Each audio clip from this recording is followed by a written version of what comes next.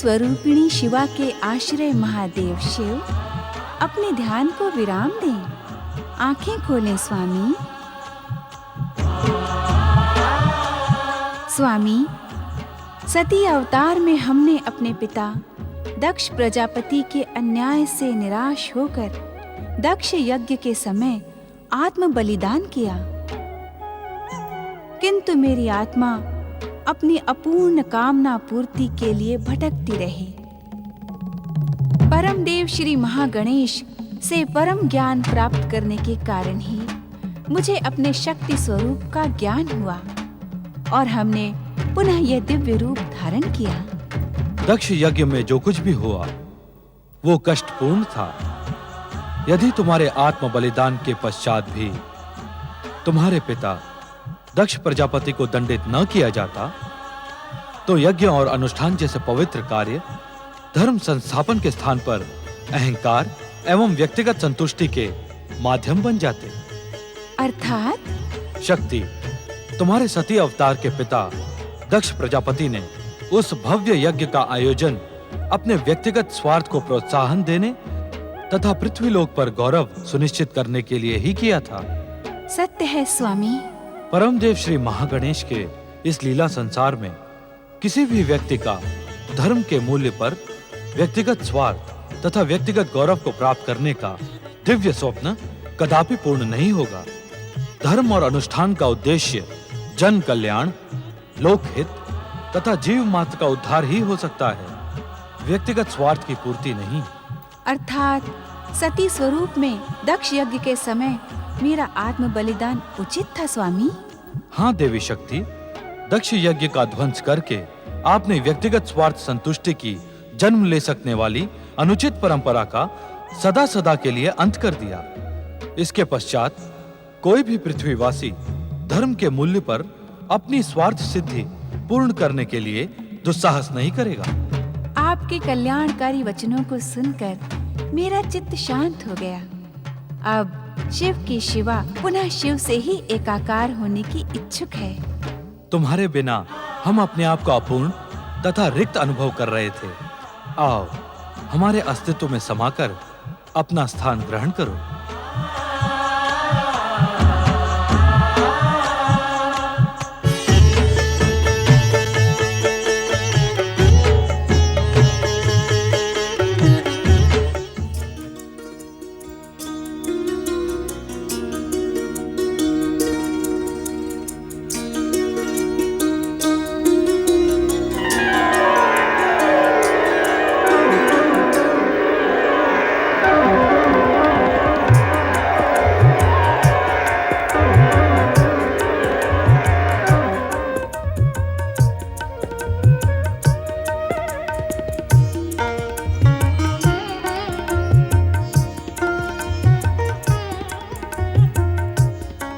प्रणाम माताश्री।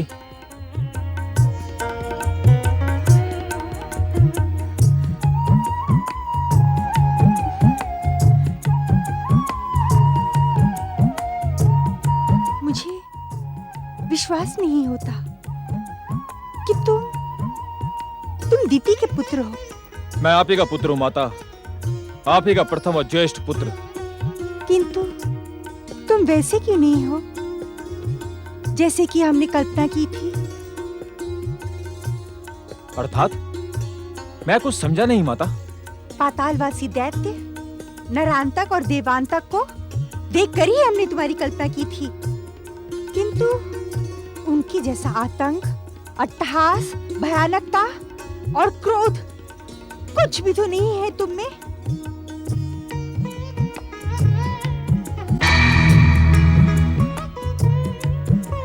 श्री गणेशाय नमः। पुत्र जन्म की तुम्हें हार्दिक बधाई देवी दीदी। तुम्हारा मनोरथ पूर्ण हुआ।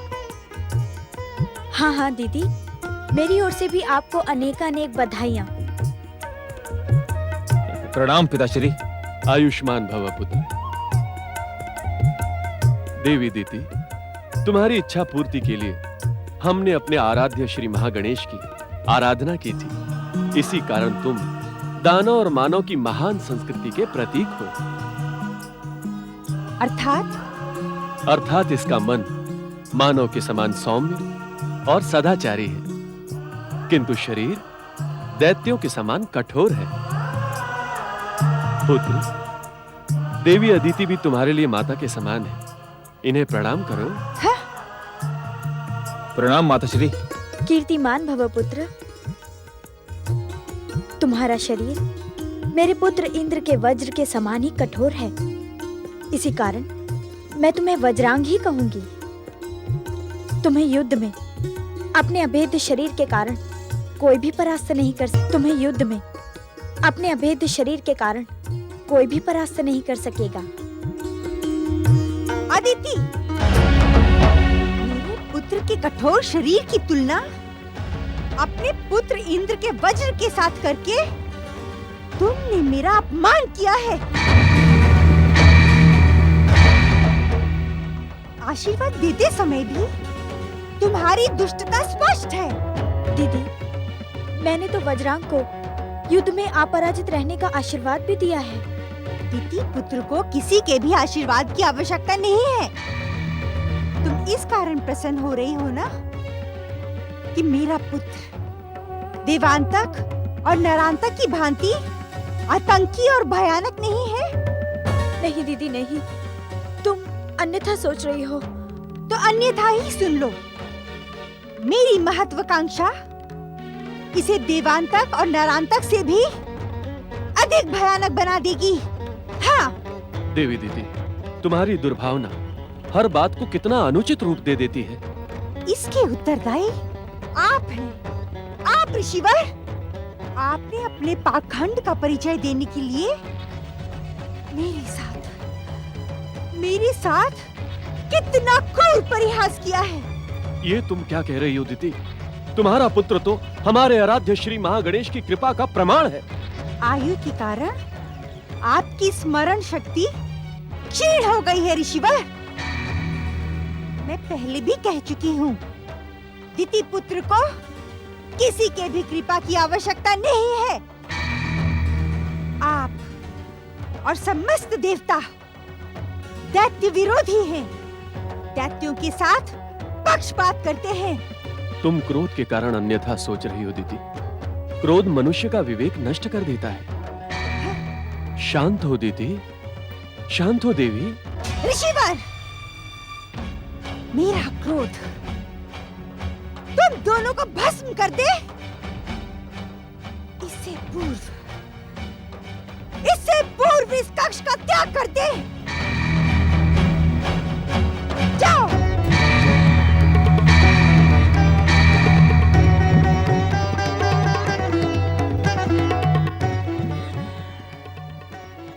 यदि तू मेरा पुत्र है तो इसी समय मेरे पितामह ब्रह्मा जी की आराधना करते हुए तपस्या प्रारंभ कर दे। किंतु क्यों माता? क्यों पूछकर? तू मेरा अपमान ना कर पुत्र। ब्रह्मा जी को प्रसन्न करके तू उनसे अमरता और दैत्य शक्ति संपन्न होने का वरदान मांग। उसके पश्चात अदिति पुत्र इंद्र के स्वर्ग पर आक्रमण करके तू उस भीरु इंद्र को स्वर्ग से पतित कर दे। जो आज्ञा माता। ठहरो, अभी मेरी आज्ञा पूर्ण नहीं हुई है। क्षमा करें माता। दैत्य जाति में क्षमा का कोई स्थान नहीं होता। मेरी मनोकामना पूर्ण करने के लिए तुम्हें स्वर्गाधिपति बनना होगा। स्वर्ग सिंहासन पर अधिकार करना होगा। जाओ। जो आज्ञा माता।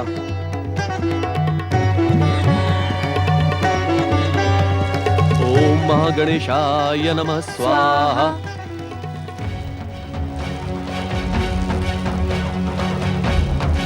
ओम महागणेशाय नमः स्वाहा। ओम महागणेशाय नमः स्वाहा। ओम महागणेशाय नमः स्वाहा। ओम महागणेशाय नमः स्वाहा। सावधान! मेरा पुत्र मेरी विध्वंसक महत्वाकांक्षा अवश्य पूर्ण करेगा। दीदी, ये तुम अनुचित कर रही हो। आपने भी मेरे पुत्र के साथ पक्षपात कर उचित नहीं किया। ये तुम्हारा भ्रम है दीदी। मुझे भ्रमित रहने में ही आनंद हो रहा है, क्योंकि भ्रम के कारण ही मेरी मनोकामना पूर्ण होगी।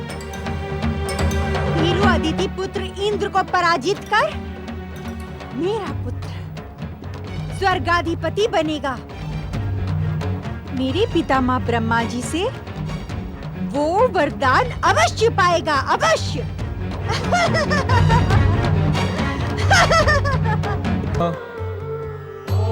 ओम ब्रह्मणे नमः। ओम ब्रह्मणे नमः। ओम ब्रह्मणे नमः। ओम ब्रह्मणे नमः। ओम ब्रह्मणे नमः। नारायण नारायण। ओम ब्रह्मणे नमः। प्रणाम देवर्षि। आपका कल्याण हो देवराज। आप इस तपस्यारत व्यक्ति को इतने आश्चर्य से क्यों देख रहे हैं? मैं इस तपस्यारत व्यक्ति को नहीं देख रहा हूँ देवराज। फिर किसे देख रहे हैं? यहाँ तो अन्य कोई दिखाई नहीं पड़ रहा है। देवराज, मैं तो दिति पुत्र वज्रांग की तपस्या के पीछे छिपी इसकी माँ की महत्वाकांक्षा को देख रहा हूँ। नारायण नारायण। माँ की महत्वाकांक्षा? हाँ देवराज, दिति पुत्र वज्रांग ने अपनी माँ की महत्वाकांक्षा एवं मनोकामना पूर्ति के लिए ही ब्रह्मदेव की तपस्या प्रारंभ की है। नारायण नारायण। मैं कुछ समझा नहीं देवर्षि। देवराज, आप समझे नहीं अथवा समझकर भी ना समझने का अभिनय कर रहे हैं आप। नारायण नारायण। परिहास न करें देवर्षि, स्पष्ट बताएं, वज्रांग की तपस्या का उद्देश्य क्या है? देवराज, स्पष्ट बहुत तीखा है, संभवतः आप उसे सुन ना सके। भूमिका न बनाए देवर्षि, शीघ्र बताएं, वज्रांग की तपस्या का उद्देश्य क्या है? देवराज, आपका अहंकार आपके विवेक को नष्ट कर रहा है। आप उत्तेजना में ऋषि मुनियों का अपमान करने से भी भयभीत नहीं होते हैं। नारायण नारायण। स्वर्गाधिपति देवराज इंद्र संसार की कोई बात से भयभीत हो ही नहीं सकते हैं। क्षमा करें देवराज, पातालवासी दैत्य देवांतक ने तो आपको भयभीत कर ही दिया था। नारायण नारायण। किंतु आज मैं पुनः स्वर्गाधिपति हूं। देवांतक कहाँ गया? सावधान देवराजेंद्र, सावधान। दिति पुत्र वज्रांग ने स्वर्ग पर अधिकार करने की मनोकामना से ही ब्रह्मदेव की तपस्या प्रारंभ की है। नारायण नारायण। ओम ब्रह्मणे नमः। मुझे आपके कथन पर विश्वास नहीं। भला आपको वज्रांग की तपस्या का उद्देश्य कैसे ज्ञात हो गया? गंग गंग गंग गंग गंग। देवराज, क्या आपकी मति मारी गई है जो आप मेरे ज्ञान पर शंका कर रहे हैं? मैं तो आपको यही परामर्श दूंगा देवराज कि आप इस समय केवल स्वर्ग सिंहासन की चिंता करें।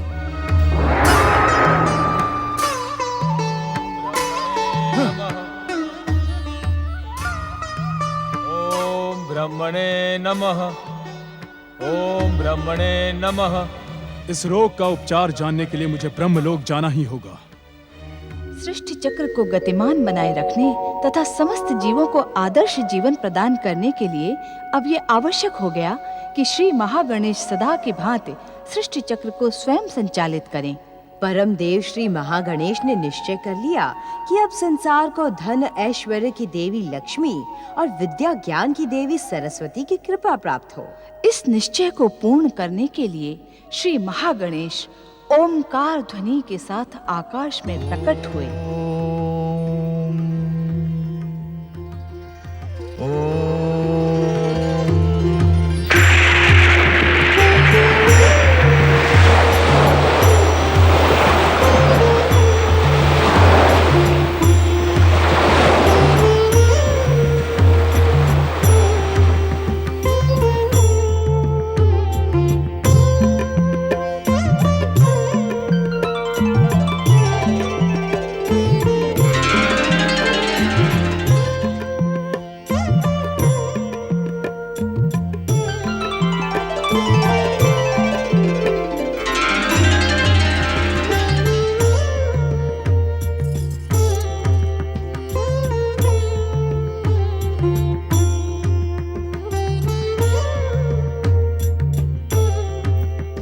परमदेव श्री महागणेश, कैलाशपति शिव के शक्ति के समान मैं सृष्टि के रचनाकार श्री ब्रह्मदेव की अभिन्न जीवन संगिनी हूँ। मेरे अभाव में ब्रह्मदेव की सृष्टि रचना अपूर्ण है। हे जीव मात्र पर कृपा करने वाले परमदेव, मुझे मेरा उचित स्थान प्रदान करें। हे महादेवी सरस्वती, आप सारे संसार के लिए माता के समान पूज्य हैं। यहाँ प्रकट होने से पूर्व भी आप अपने समस्त अस्तित्व के साथ ब्रह्मदेव में समाई हुई थीं। किंतु अब संसार आपके प्रत्यक्ष दर्शनों का इच्छुक है। इस कारण आप ब्रह्मा जी के स्वरूप से प्रकट होकर अपना स्थान ग्रहण करें। जो आज्ञा परमदेव।